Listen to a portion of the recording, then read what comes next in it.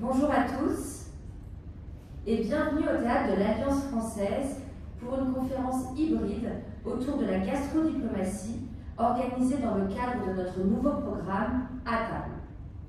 Pour répondre à nos questions, nous avons le plaisir d'accueillir trois invités qui sont des acteurs majeurs de la gastrodiplomatie. Monsieur Laurent Stefanini, ambassadeur de France à Monaco, Monsieur Guillaume Gomez, représentant personnel du président de la République pour la gastronomie, l'alimentation et les arts culinaires, et Monsieur Marc Avançot, notre ambassadeur de France à Singapour, qui nous fera le plaisir d'introduire cette conférence dans quelques instants. La conférence sera organisée en deux temps, 30 minutes d'échange avec nos invités, puis un temps de questions-réponses avec vous, notre public. Vos questions pourront être posées via le Messenger de Facebook de l'Alliance française. Permettez-moi de vous introduire en quelques mots nos deux grands témoins. Monsieur l'ambassadeur de France à Monaco, vous avez effectué l'ensemble de votre carrière au Quai d'Orsay et occupé d'éminentes fonctions sur les questions juridiques, multilatérales ou encore environnementales. De 1996 à 2001, vous devenez chef adjoint du protocole avant de devenir quelques années plus tard chef du protocole de la République française de 2010 à 2016.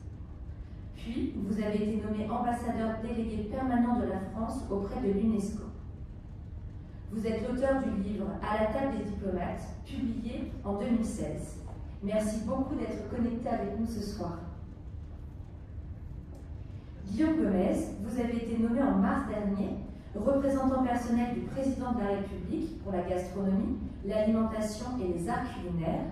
Vous avez officié près de 25 ans dans les cuisines de l'Élysée. Vous avez gravi tous les échelons. Entré à la brigade pour votre service national, vous avez succédé à Bernard Buisson en octobre 2013 et servi depuis 4 présidents de la République. Vous êtes depuis vos 25 ans le plus jeune meilleur ouvrier de France dans la section cuisine. Vous êtes l'un des grands ambassadeurs de la cuisine française, tant par votre fonction au palais présidentiel que par vos engagements personnels. Vous avez notamment fondé l'association des cuisiniers de la République française qui rassemble les chefs de cuisine des grandes institutions républicaines. Vous êtes également membre du club des chefs qui rassemble les cuisiniers des dirigeants de la planète. Vous êtes l'auteur de 5 livres, dont À la table des présidents, publié en 2020. Merci beaucoup d'être présent ce soir. Monsieur l'ambassadeur de France à Singapour, je vous laisse le soin d'introduire notre échange. Bonjour à tous, c'est un très grand plaisir pour moi d'ouvrir cet échange consacré à la gastrodiplomatie. C'est aussi un très grand plaisir de retrouver mon collègue et ami Laurent Stefanini, avec qui nous avons partagé certains événements importants de notre diplomatie et puis qui peut partager ce soir en effet son expertise, son expérience. Il a participé à des événements majeurs, dont un qui est relaté dans l'ouvrage qu'il a dirigé, à la table des diplomates, qui est en effet la conférence de Paris sur le climat. Et donc j'invite les participants ce soir à retrouver en effet à travers cet ouvrage tous les grands épisodes de la diplomatie française. Je voulais aussi remercier Guillaume Gomez, ancien chef de l'Élysée, d'avoir accordé son parrainage à cette exposition de l'Alliance française et cette série d'événements. C'est une exposition qui intervient dans le cadre d'un nouveau programme de l'Alliance française qui s'appelle French Excellence et avec plusieurs cycles. Et le premier cycle qui ouvre cette série est consacré à l'art de la table, à l'art de vivre à la française, et a permis notamment une très belle exposition avec aussi une sélection des menus officiels de l'Élysée, qui sont des menus, je crois, empruntés à la bibliothèque de Dijon, mais également à la collection personnelle de Guillaume Gomez. Et donc, lors de ma visite de l'exposition, j'ai pu en effet parcourir ces menus, qui était une visite à travers l'histoire, notamment à travers l'histoire des relations entre la France et l'Asie du Sud-Est. Le repas gastronomique à la française est en effet une des références importantes de notre patrimoine immatériel. Et Laurent Stéphanie le sait plus que tout le monde en tant qu'ancien ambassadeur à l'UNESCO.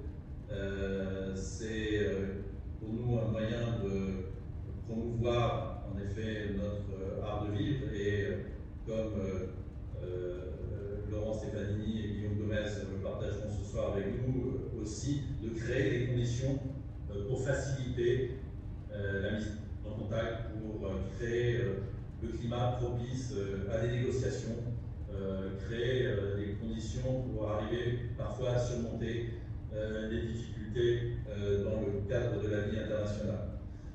Je serai très court, donc je me limiterai à partager juste quelques expériences à Singapour, où j'ai essayé d'utiliser la gastronomie comme aussi moyen de notre diplomatie.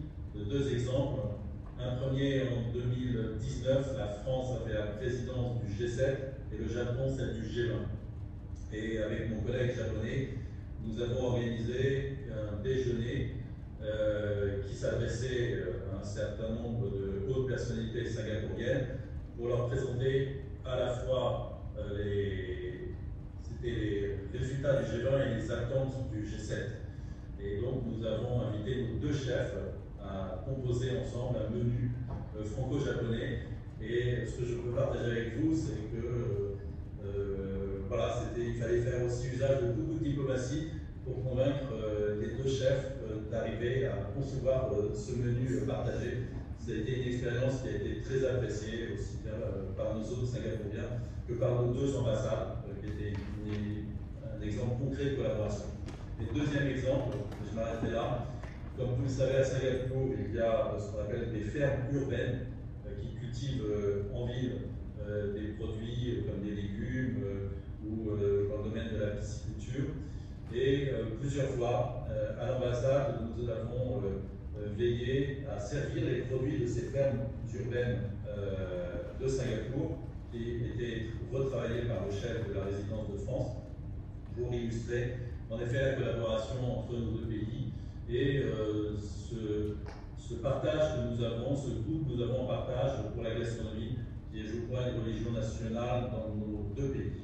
Voilà, je m'arrêterai là et j'invite Laurent Stéphanie et le chef Guillaume Gomez à partager leur témoignage qui auront évidemment beaucoup plus de valeur. Merci.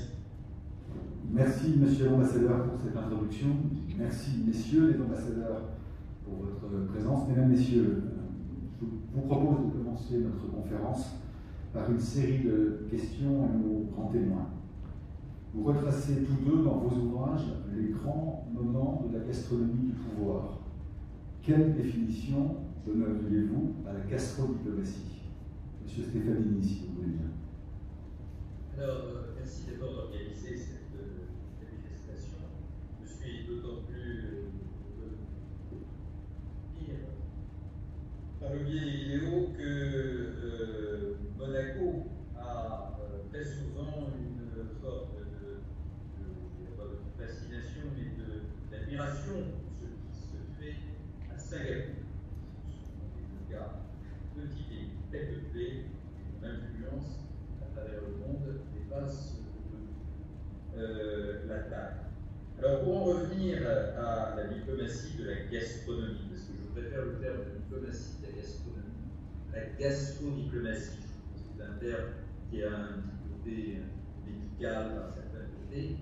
Donc, la diplomatie de la gastronomie, c'est certainement une des spécialités françaises parce que nous avons, depuis plusieurs siècles, développé ce savoir-vivre et ce savoir-être de la table. Et évidemment, ça nous permet de nous en servir pour contribuer à l'attractivité de notre pays. Nous ne sommes pas très nombreux à travers le monde à avoir des chefs, et je dois dire que pour ce qui me concerne, au-delà des grands dîners officiels, des grands dîners d'État et des grandes manifestations, celle, comme vient de le mentionner notre ambassadeur à Singapour, est tout à fait représentative. J'ai la chance moi-même d'avoir un excellent chef dans ma petite ambassade de France à Monaco, Marc Macari, et qui fait de la très très bonne cuisine.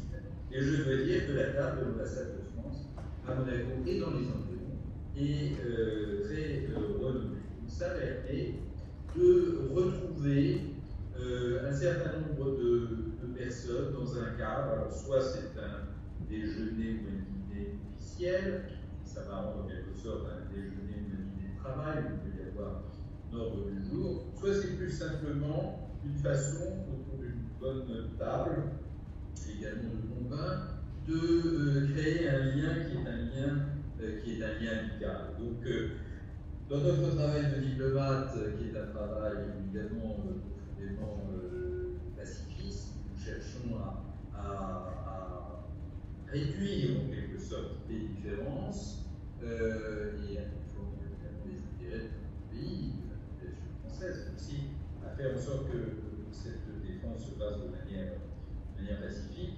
Il est clair qu'un bon repas, c'est une très très bonne entrée en matière. C'est pour ça que nous avons ce talent que nous avons toujours cherché depuis quelques années à mettre en valeur, et la nomination dans ses fonctions actuelles du chef Guillaume Gomez prouve. N'oublions pas que dès 2010, le repas gastronomique des Français a été inscrit au patrimoine culturel immatériel de l'UNESCO, de l'humanité, au titre de la Convention de 2003. Il n'y a pas beaucoup de pays qui ont cet avantage d'avoir un certain nombre de leurs pratiques, si je veux dire gastronomiques, reconnues par une organisation internationale du système des Nations Unies.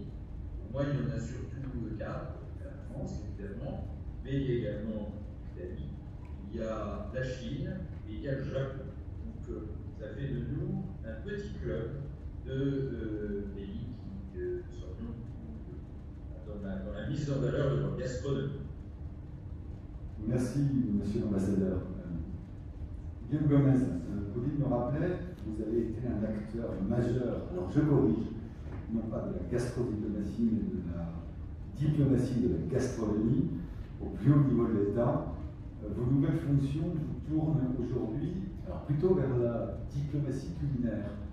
Est-ce que vous pouvez nous détailler la mission que vous a confiée le président de la République? Oui, alors bonjour à toutes et tous, merci d'organiser cette conférence. Mon deuxième voyage à Singapour en quelques jours, donc j'en suis ravi. En effet, le terme de gastrodiplomatie, nous étions tombés d'accord il y a quelques années avec Laurent Fabius pour pouvoir rajouter à la limite une petite syllabe pour parler de gastronodiplomatie ou de diplomatie de la table. En effet, c'est plus adéquat.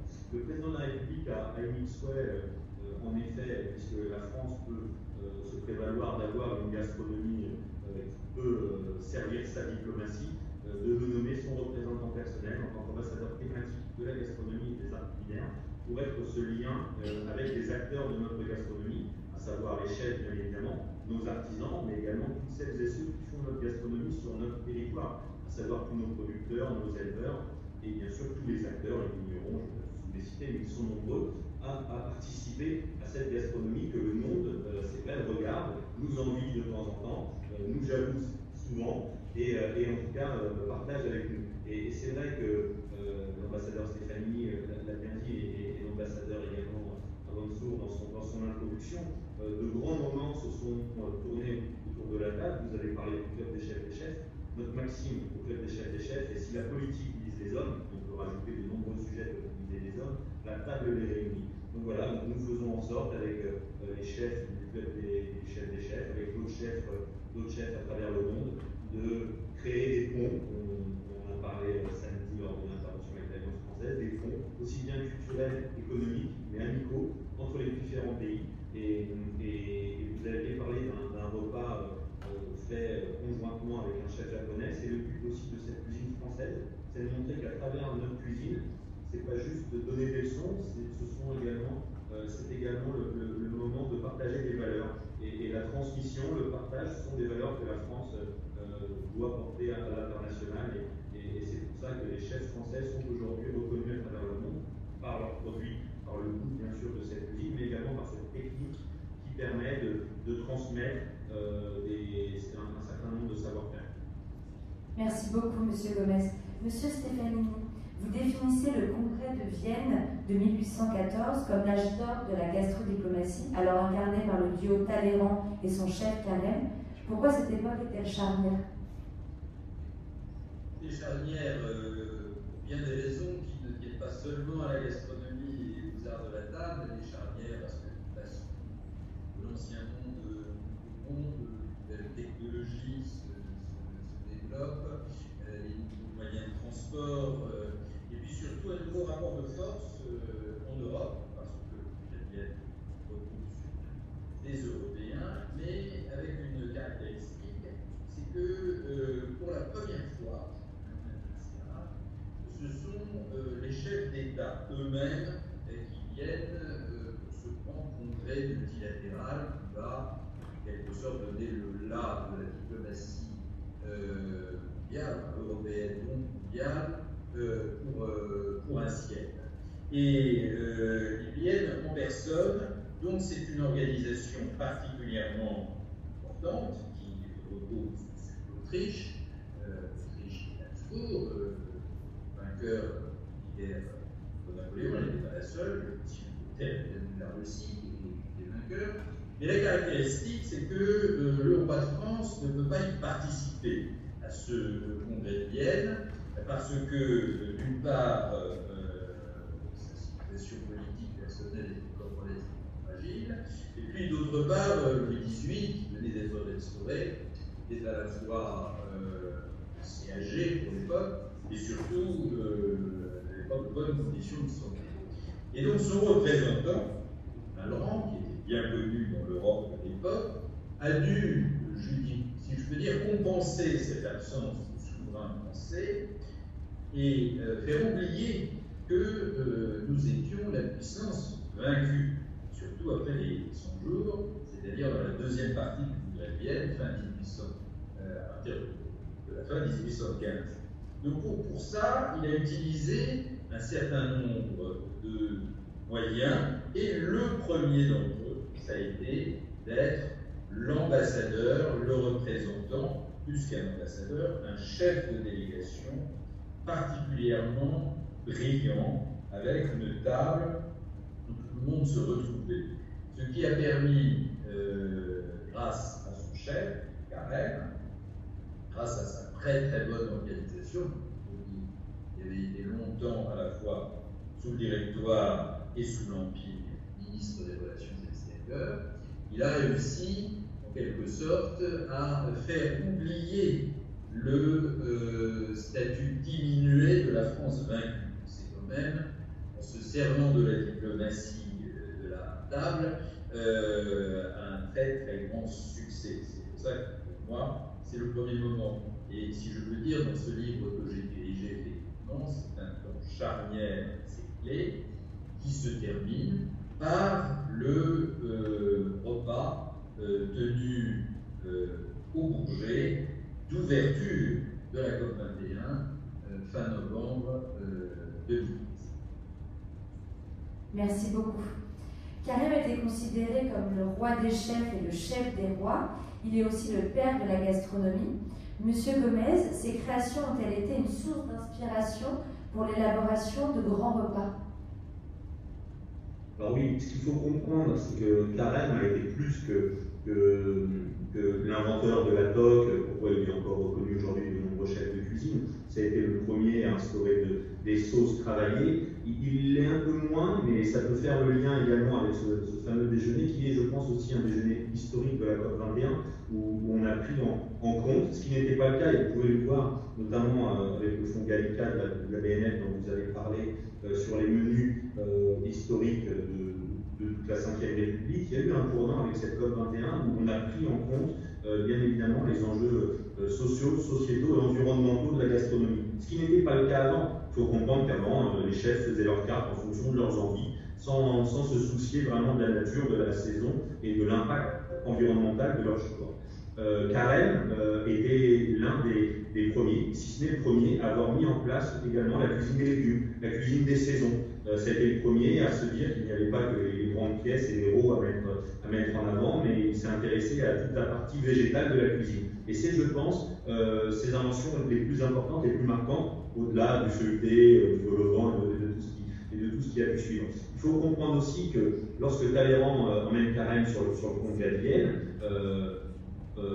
Carême n'a pas 30 ans, il est très jeune, même s'il a commencé son métier très tôt, à l'âge de 13 ans, mais il est né en 1784, donc il a une trentaine d'années lorsqu'il débute le congrès de Vienne, et c'est déjà un chef de cuisine imposé dans toute l'Europe et qui fait référence. Et quand Charles-Maurice de Talleyrand demande cette fameuse phrase que Laurent Fabius nous citait assez souvent, donnez-moi le bon chef, je vous donnerai le bon traité, demande à emmener Carême, ce n'est pas quelque chose d'établi et de définitif, et on se demande même si les relations, au-delà évidemment du travail de tous les diplomates lors de ce congrès de Vienne, mais c'est vrai qu'aujourd'hui on parle énormément d'Antonin Carême, qui était un des acteurs, comme peuvent l'être les chefs de cuisine sur la diplomatie aujourd'hui. Monsieur l'ambassadeur Stéphanie a parlé du chef Marc McCary, qui est l'un de nos bons représentants du cuisinier de la République française. Et c'est vrai que nous sommes des maillons de cette chaîne diplomatique où tout est important dans nos échanges avec les autres pays. Donc oui, Carême a bien évidemment, même si on peut moins l'identifier, marqué la cuisine française, parce que c'était le premier à regarder l'importance de sa cuisine. Merci. Alors, je ne sais pas si vous vous reconnaissez comme les héritiers de ce grand diplomate et de ce grand chef, mais toujours est-il que vous avez orchestré de nombreuses visites officielles en France et à l'étranger. On aimerait avec vous rentrer dans les coulisses de l'organisation d'une visite d'État, une visite officielle et la composition d'un repas d'État. Monsieur l'ambassadeur à Monaco. Alors, évidemment, nous sommes dans un monde en évolution rapide. Je pense que la crise sanitaire que nous traversons en ce moment va encore transformer ce travail qui est le nôtre, d'organisation du sommet, d'organisation de grands événements. Le repas, que ce soit un repas officiel, que ce soit un repas d'État, un déjeuner ou un dîner, n'est que le point d'orgue, en quelque sorte, d'un ensemble d'activités qui sont programmées sur une durée de temps plus brève, de plus en plus courte, parce que le chef d'État et le gouvernement veulent bien remplir leur emploi du temps. Et c'est en quelque sorte le symbole visible de la bonne entente. C'est-à-dire qu'il n'y a pas de visite d'État ou il n'y a pas de visite officielle s'il n'y a pas un minimum de connivence, de complicité, de rapprochement politique. Voilà. Et donc il y a des périodes où ça marche mieux que d'autres.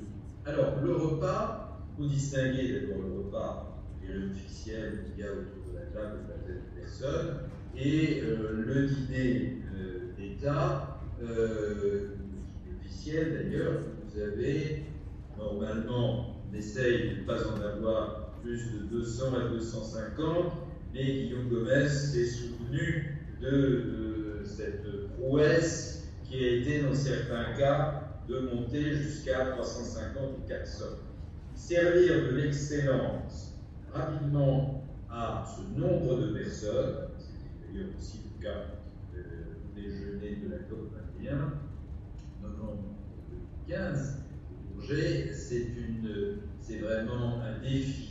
Et j'ai toujours eu énormément d'admiration pour le travail des cuisines, réussir à avoir ce niveau d'excellence quand on sert en même temps, ou à peu près en même temps, 200 ou 300 personnes. Alors, c'est en quelque sorte le point d'orgue, et évidemment, on veut que les participants à ce dîner, ce grand déjeuner, soient les plus représentatifs, en quelque sorte, de nos deux pays. C'est-à-dire que quand on accueille en France, on veut qu'il y ait à ce dîner des personnalités culturelles, des personnalités du monde économique, évidemment de chefs d'entreprise, un certain nombre d'élus importants qui sont tournés vers le pays, qu'il s'agisse de Singapour, qu'il s'agisse du Brésil, qu'il s'agisse de l'Italie, que l'on accueille de manière particulièrement visible et solennelle. Ça veut dire qu'on monte un programme, on le prépare évidemment à l'avance. J'ai l'affaire quelques semaines, la décision, plus en plus court là aussi, la décision de faire une visite officielle, une visite d'État, elle est, si je peux dire, un petit peu calée, même si elle n'est pas annoncée à peu près 2 mois avant l'événement. Et ensuite, on met en œuvre l'ensemble des différents éléments du programme, et puis on se tourne vers le chef, le chef de l'Élysée, vers l'intendance de l'Élysée, pour dire en quelque sorte aussi quelles sont les contraintes qui sont les autres, y compris d'ailleurs les contraintes alimentaires, parce que de même que tous les pays du monde n'attachent pas autant d'importance que nous à la gastronomie comme élément à la fois d'attractivité et de relations internationales, vous avez quand même des interdits alimentaires qui fait que quand on a un consommé multilatéral, on ne peut pas servir Merci, Monsieur Gomez, si vous voulez compléter. Bien sûr. Alors, vous savez, j'ai eu la chance, puisque quasiment l'essentiel de ma carrière, l'ambassadeur Stéphanie était au protocole, que ce soit comme adjoint ou comme grand patron du protocole. Donc c'est vrai que lorsqu'une visite est orchestrée en France par le protocole de la République, c'est assez facile pour nous, quand je dis pour nous, pour les services techniques de l'Élysée, que ce soit l'intendance, que ce soit les autres services liés à ce dîner. En ce qui nous concerne, pour la partie alimentation de la visite d'État, on va recevoir du protocole étranger via le protocole français, comme l'a dit l'ambassadeur Stéphanie, toute une liste d'interdits alimentaires, soit d'ordre religieux, allergènes, ou simplement de goût. En fonction de ces interdits alimentaires, nous allons effectuer avec les équipes un menu avec le service de l'intendance pour la cornée et vin, en fonction bien sûr de la saisonnalité, en fonction du goût également du chef de l'État que l'on va pouvoir recevoir. Je peux à ce moment-là, si je connais le chef de cuisine, passer un petit coup de téléphone par notre ligne bleue pour savoir, au-delà des interdits, qu'est-ce qui pourrait faire plaisir. Et en fonction de ça, je vais proposer un menu au président de la République qui seul choisira le menu. J'ai eu l'honneur de travailler au cadre président de la République depuis Jacques Chirac jusqu'à Emmanuel Macron, et à chaque fois, c'est le couple présidentiel ou le président qui choisit le menu qui sera servi au Palais de l'Élysée. Alors, c'est vrai que la gymnastique est un petit peu différente lorsque ce sont des rencontres bilatérales ou multilatérales, que ce soit en France ou à l'étranger, où vous arrivez également d'accompagner le président. Mais lors de ce déjeuner emblématique et historique de la COP21, de mémoire environ 190 chefs d'État, vous pensez bien que lorsque vous recevez les interdits alimentaires de 190 chefs d'État, il y a une gymnastique qui est un petit peu, on va dire, laborieuse pour pouvoir établir un menu qui remplisse les exigences de chacun et qui puisse satisfaire tout le monde. Mais c'est aussi ce rôle de la gastronomie française, d'autant plus celle de l'Élysée, d'être la vitrine de notre terroir et de notre territoire. Donc nous essayons, en tout cas à chaque fois, lors de ces dîners, de représenter l'intégralité, l'ensemble de nos savoir-faire, de nos artisans, mais également de nos territoires, sans oublier bien sûr la richesse gastronomique de nos domaines. Merci beaucoup. Monsieur l'ambassadeur Stefanini, vous évoquiez le temps du repas, le dîner d'État comme le point d'orgue d'une visite officielle, d'une visite d'État. On peut noter parfois quelques accents de modernité. J'ai en tête l'accueil réservé par l'orchestre de la garde républicaine au roi et à la reine de Suède lors d'une visite d'État en 2014, puisque cet orchestre a joué un tube d'ABBA, Dancing Queen. Est-ce que vous avez d'autres exemples de cette nature à partager? J'en aurais beaucoup, si je peux dire, parce que, évidemment, nous sommes à la fois dans une tradition et dans une innovation permanente, parce que nous sommes dans une tradition parce que tout le monde a en tête les grands dîners d'État, les grands moments assez exceptionnels, la visite du président Kennedy en 1961 par exemple, et qui sont encore dans les mémoires parce qu'elles sont très facilement accessibles en vidéo. Les visites successives de la reine d'Angleterre, qui est venue pour la première fois, alors qu'elle était encore héritière, en 1948, voir le président Vincent Auriol. Donc, évidemment, il y a cette tradition qui pèse, qui fait qu'on ne peut pas trop s'en éloigner, parce que sinon on dirait, ah bah c'est voilà, plus que c'était, c'est cheap, c'est plus modeste qu'avant, on ne reçoit plus aussi bien nos hôtes. Donc ça veut dire qu'il y a à la fois cette tradition qui impose un certain nombre de choses, et puis en permanence on fait évoluer les différents éléments. D'abord, il y a le coût des présidents de la République successive, comme l'a dit le chef de presse. Nous sommes d'abord, je dirais, au service d'un président de la République ou d'un couple présidentiel qui a déjà ce qu'il souhaite, puisque ce moment est un temps fort pour montrer la qualité de la relation bilatérale, mais la qualité aussi de la relation entre personnes, c'est-à-dire entre un président de la République et un autre. Je pense aussi très nombreuses visites d'Angela Merkel que nous avons eues depuis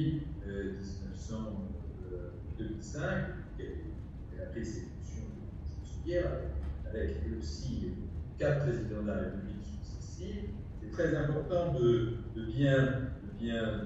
faire plaisir. Faire plaisir, ça passe aussi évidemment par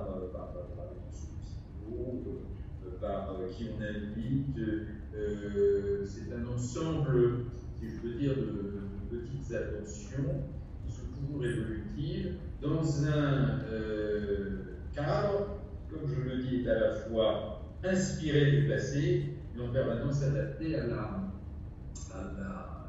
contrainte présente et aux personnalités des chefs d'État et de gouvernement, personnalité aussi des chefs forte personnalité, tous, mais quand même d'abord et avant tout la personnalité de son. Merci beaucoup, Monsieur Stefanini. Nous allons commencer la session de questions de notre public. N'hésitez pas à poser vos questions directement sur le Facebook Messenger de l'Alliance française et nous allons les lire en direct à nos invités. Donc j'ai déjà les premières questions qui sont arrivées et je me permets donc de lancer cet échange. Bonjour, j'ai une question pour le chef Gomez. Pouvez-vous nous détailler le menu dont vous êtes le plus fier? Alors, c'est une question assez compliquée, dans le sens où c'est vrai que, comme l'a expliqué l'ambassadeur Stefanini, nous sommes avant tout au service de patrons et de nos présidents, et nous devons faire avant tout, pas la cuisine que nous souhaitons, mais la cuisine qu'ils attendent de nous. Donc, il n'y a pas un menu en particulier dont je peux être extrêmement fier plus que d'autres, puisqu'à chaque fois, avec les équipes qui étaient les miennes ou pas les mobilisées, dans le temps qui nous était imparti, parce que le timing est quelque chose de très important dans une visite d'État, hors de question d'être en retard à cause du dîner. Donc en fonction du temps et des moyens qui nous sont impartis, nous essayons en tout cas à chaque fois de faire de notre mieux. Et il y a des moments, je pense, et je cite souvent, hein, c'est le hasard, mais c'est vrai, je cite souvent ce déjeuner de la COP21, parce que c'est, je pense, on s'en rend peut-être pas encore bien compte aujourd'hui, et le temps parlera pour nous, mais peut-être que dans 10, 20, 30, 50 ans, on nous reparlera de ça, parce que c'était, je pense, la première fois qu'il y avait près de 200 chefs d'État autour d'une table, que la gastronomie était un point important de cette visite. Le président François Hollande à l'époque et Laurent Fabius tenaient vraiment à ce que le repas soit vraiment partie prenante de cette rencontre des chefs d'État. Donc je pense que c'est l'un des menus, en tout cas, si ce n'est le plus important, cette collaboration avec aussi 5 chefs qui ont participé à la création. J'en étais en charge avec mon homologue Thierry Charlier, le chef du Quai d'Orsay, mais également nous avons travaillé avec des chefs français pour faire rayonner justement cette gastronomie française. Donc je pense que c'est l'un des repas les plus importants, avec bien sûr toujours en mémoire les nombreuses visites de la reine d'Angleterre qui, à titre personnel, ont pu bien sûr me toucher, puisque j'ai eu la chance d'être reçu quelques temps après une des visites de la reine à Buckingham Palace avec le club des chefs, et où la reine, à l'époque, n'avait pas parlé d'éloges sur la façon dont la France était pu la recevoir, et donc à chaque fois c'était un moment important, et notamment le menu où elle avait eu des mots fort sympathiques sur le foie gras, et on sait que c'est un sujet délicat en Angleterre. Merci beaucoup. Monsieur Stefanini, nous savons que vous avez d'autres engagements après cette conférence, donc je me permets de vous poser une dernière question du public. Avez-vous une visite d'État qui vous a particulièrement marqué dans votre carrière à l'Élysée? Écoutez, je vous dirais, j'en ai deux particulièrement marqués, qui correspondent d'ailleurs, si je puis dire, à nos deux principaux partenaires historiques du siècle. C'est la visite en 2013 du président Gao, qui était président de la République fédérale d'Allemagne à l'époque, et c'est la visite en 2014, visite d'État juin 2014, à l'occasion de l'anniversaire du débarquement de Normandie, de Madame, de Sa Majesté, la reine de Grande-Bretagne. On a été, dans les deux cas, je dirais surtout avec la reine d'Angleterre, parce que nos deux repas, nous avons deux dîners d'État. Nous avions aussi déjeuner, organisé au château de Belleville, donc la dimension gastronomique a été particulièrement développée. Dans le cas du président Gao, d'ailleurs le président Herzog, quinzaine d'années avant, lorsqu'il est venu à Paris à Bordeaux en 1996, c'est la dimension symbolique, historique de réconciliation. Et on ne dira jamais assez quel point les repas partagés contribuent à cette réconciliation. Et on a besoin aujourd'hui de réconciliation. On voit depuis quelques mois ou quelques années un monde qui se divise de nouveau et qui ressasse, si je peux dire, de vieilles fractures, de vieux combats. C'est bien dommage. Et dans le cas, un petit peu moins de l'Angleterre, mais surtout de l'Allemagne, tout ce que nous avons pu organiser ces dernières années, ces dernières décennies, était toujours pour montrer l'excellence de cette relation franco-allemande, et elle a évidemment, de manière tout à fait évidente, des conséquences politiques. Je dirais, je ne suis pas entendu comme un Français poste en Europe chaque semaine. Merci, Monsieur l'ambassadeur de France à Monaco pour votre participation, votre disponibilité. Je sais que vous êtes pris par d'autres engagements. Ça a été un plaisir d'échanger avec vous. Nous allons, si vous en êtes d'accord, continuer avec Guillaume Gomez. Merci, en tout cas, je voulais vraiment vous dire bravo à l'Alliance française de Singapour d'avoir porté cette opération, cette conférence, cet échange. J'espère que nous allons les multiplier avec Guillaume Gomez qui a fait c'est avec plaisir. Il y a seulement un mois. Merci à vous. Guillaume Gomez, je vous entendais il y a quelques jours sur Europe 1 et vous vous êtes défini comme un chef, un cuisinier de la restauration collective. Il est vrai qu'en 25 ans, vous avez cuisiné plus de 2 millions de repas à l'Élysée. Dans ces conditions, comment maintenir un tel niveau d'excellence à la première table de France? Alors, ce qu'il faut bien comprendre, c'est qu'à la table de l'Élysée, puisque j'en avais la charge, pourquoi est-ce que je me définis comme chef de restauration collective? C'est parce que, comme tous les chefs de la restauration collective, c'est pas juste un convive, un client que nous devons satisfaire. Au Palais de l'Élysée, la cuisine centrale du Palais de l'Élysée dont j'avais la charge, doit opérer des repas pour le président, bien évidemment, pour la première dame, la partie officielle comme la partie privée, mais également une grosse partie de restauration dédiée aux collaborateurs du président de la République. Donc, je l'ai souvent défini, mais notre champ d'action allait du sandwich jusqu'au dîner de gala. Donc, vous savez, le travail d'un cuisinier en collectivité n'est pas moindre que celui d'un chef dans un restaurant gastronomique. Les deux font, dans le temps qui leur est imparti, avec les moyens qui leur sont donnés et la créativité qui est la leur, le meilleur qu'ils puissent pour satisfaire les personnes qui doivent déjeuner ou dîner. Et en effet, le volume, en plus, c'est vrai au Palais de l'Élysée, près de, il avait dit plusieurs millions de repas, à 95 000 usagers. Depuis 1997, où je suis rentré au Palais de l'Élysée, en fonction de l'actualité et de l'activité, bien évidemment, le nombre de couverts pouvait varier, mais à l'année, c'était toujours entre 92 et 95 000 couverts par an. Peu importe les différents chefs d'État, j'ai eu la chance et le privilège de ça. Merci beaucoup. J'ai donc d'autres questions de notre public. Comment sont sélectionnés les chefs de l'Élysée? Alors, vous savez, les chefs de l'Élysée, c'est une place qui est assez stable, puisque j'y suis resté près de 25 ans, je suis passé chef de cuisine en 2005 et numéro 1 en 2013, mais j'étais 4e chef depuis le général de Gaulle. Donc il y a moins de chefs de cuisine que de chefs d'État.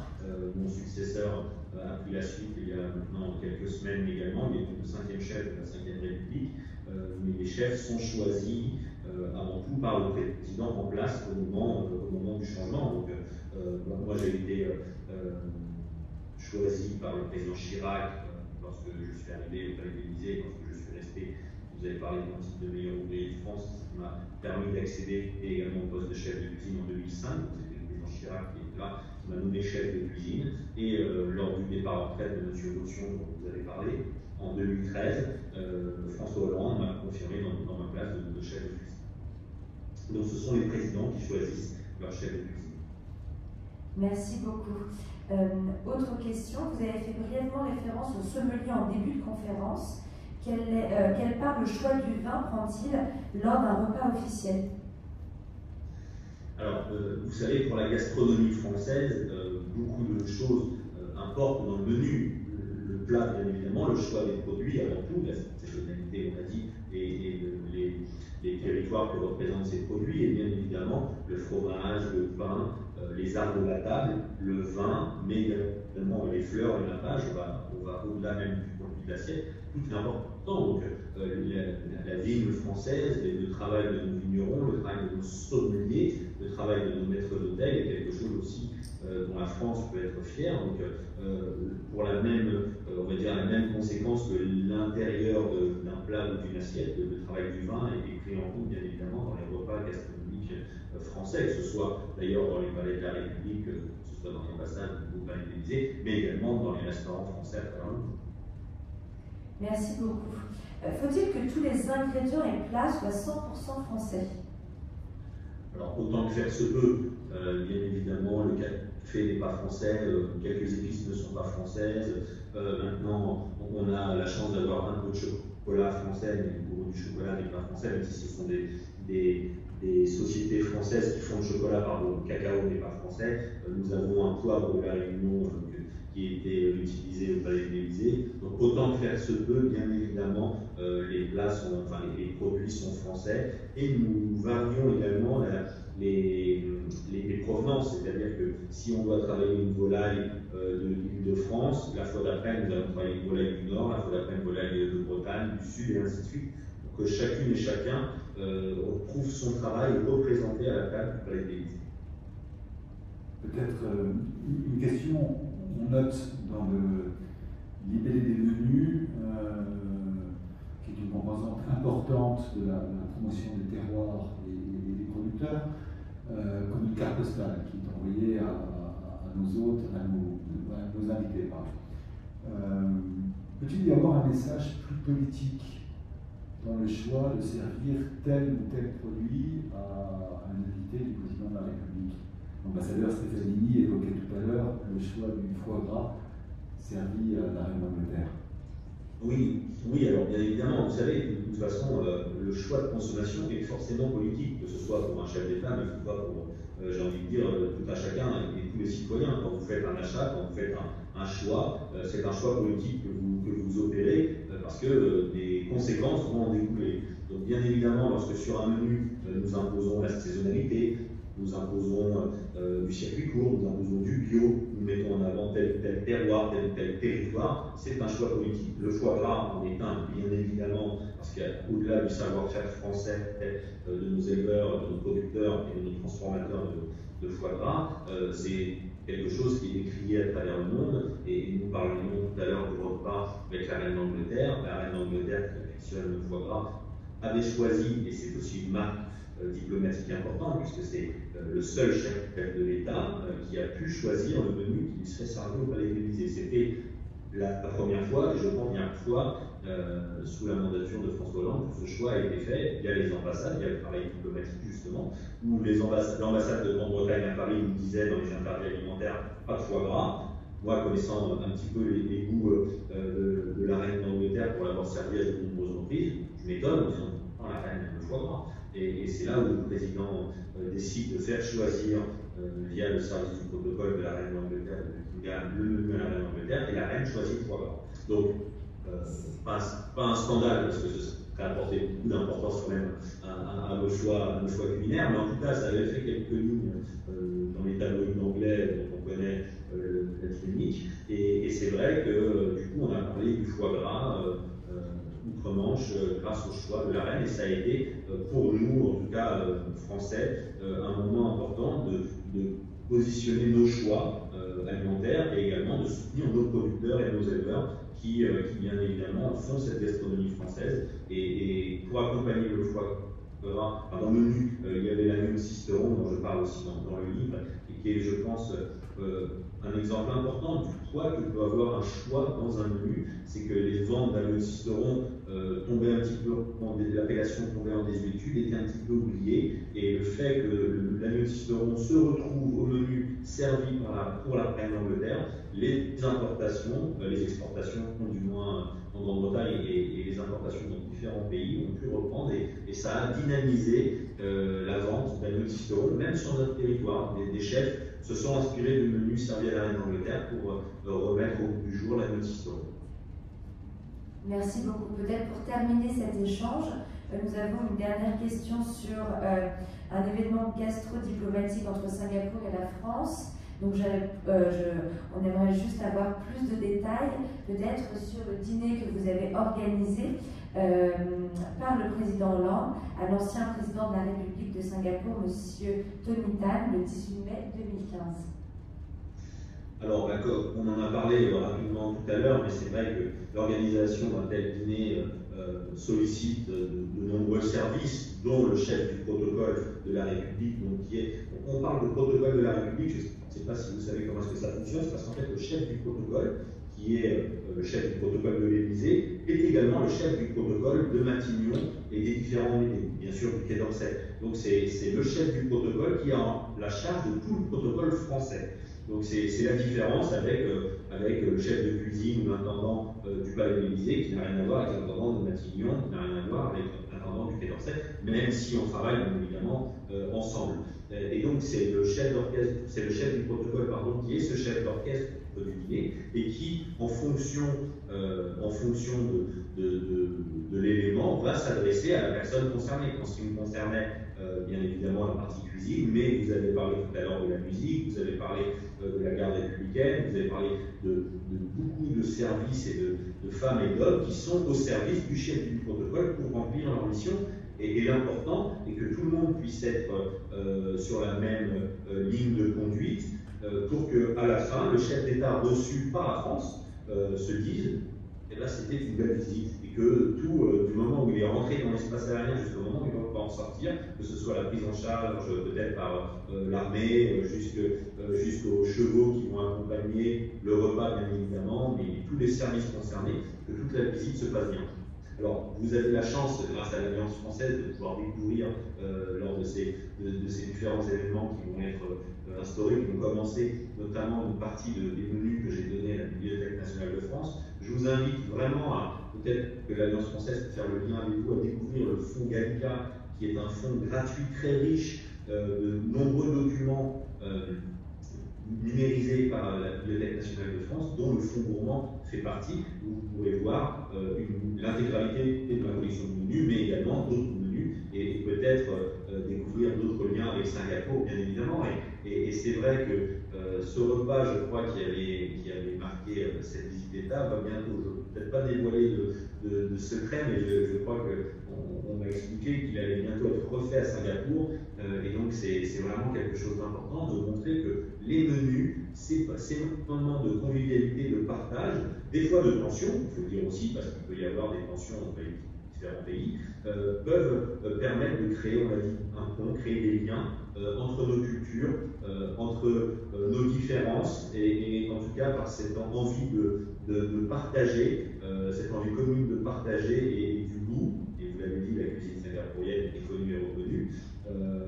Ce sont des moments importants de la diplomatie, et c'est vrai qu'au-delà de l'importance que l'on peut apporter à la cuisine française, ce lien est quelque chose qui doit marquer nos esprits, qui doit marquer justement nos valeurs et qui doit servir à partager nos échanges justement et à créer quelque chose entre nous. Moi, je suis ravi d'avoir participé aujourd'hui encore à cet échange. Je suis ravi que ce soit le deuxième en quelques jours. Donc, je ne vous dis pas que je vais être à disposition de l'ambassade de France de Singapour plusieurs fois par semaine, mais en tout cas, ce sera un grand plaisir de vous retrouver pour rééchanger avec l'ambassadeur Stefanini sur les différents aspects de nos métiers qui tournent autour de la diplomatie, en ce qui concerne bien la diplomatie culinaire et la diplomatie dans son ensemble pour les autres ambassadeurs.